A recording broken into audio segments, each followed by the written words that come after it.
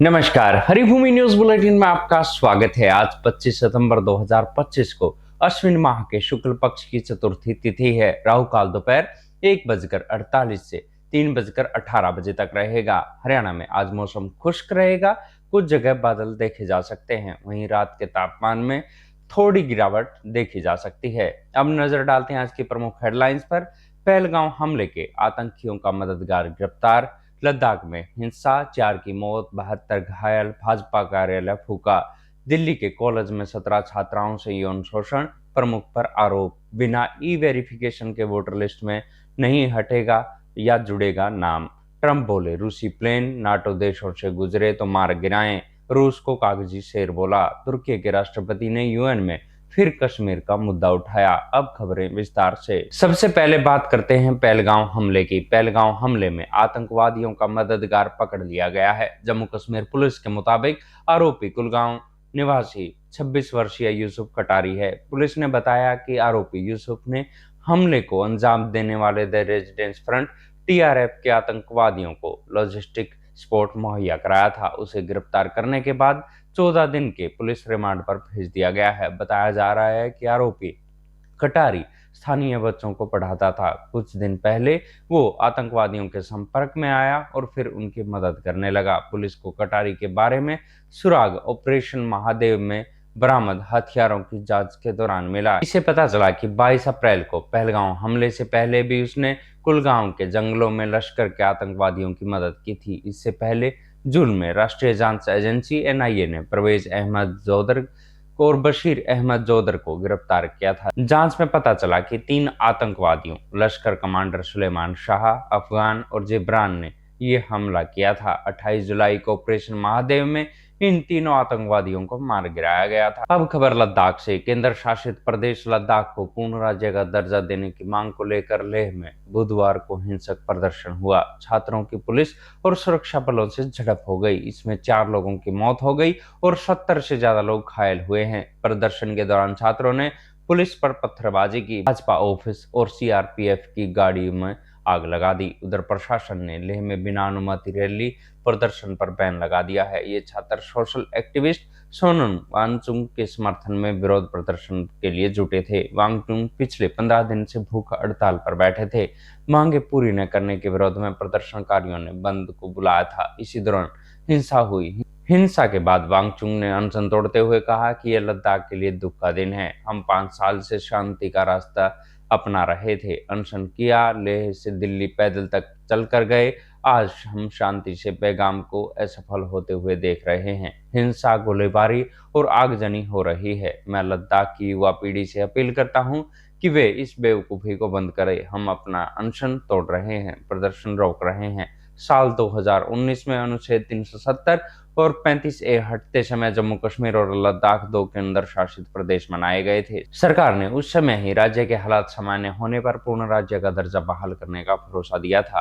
अब इन मांगों को लेकर अगली बैठक दिल्ली में 6 अक्टूबर को होगी। अब खबर दिल्ली से। दिल्ली में Shri Sharda institute of Indian management के पूर्व चीफ स्वामी चैतन्यानंद सरस्वती पर 17 स्टूडेंट्स द्वारा यौन शोषण के आरोप लगाने से हड़कंप मच गया है। छात्राएं इंस्टीट्यूट में ईडब्ल्यूएस स्कॉलरशिप के तहत पीजीडीएम कर रही हैं। चैतन्यानंद पर उनकी गंदी बातें करने, अश्लील मैसेज भेजने और जबरन छूने का आरोप है। चैतन्यानंद सरस्वती उर्फ पार्थ सारथी के खिलाफ 4 अगस्त को वसंत कुंज नॉर्थ पुलिस स्टेशन में एफआईआर दर्ज की गई थी। तब वो इंस्टीट्यूट का प्रमुख था। उसे 9 अगस्त को पद से हटाकर निष्कासित कर दिया गया था। एफआईआर दर्ज होने के बाद से चैतन्यानंद फरार है। पुलिस को यूपी के आगरा में उसकी लोकेशन मिली है। दिल्ली पुलिस ने शारदा इंस्टीट्यूट के बेसमेंट से चैतन्यानंद की एक वोल्वो कार जब्त की है। वहीं छात्राओं ने शिकायत में दावा किया है कि इंस्टीट्यूट में काम करने वाले वार्डन ने उन्हें आरोपी से मिलवाया था। पीड़ितों ने बताया कि महिला फैकल्टी और कर्मचारी उन पर आरोपी की बात मानने का दबाव डालती थी। अब खबर वोटर लिस्ट के बारे में। वोटर लिस्ट से नाम हटाने और जोड़ने के लिए अब ई वेरिफिकेशन जरूरी होगा। इसके लिए चुनाव आयोग ने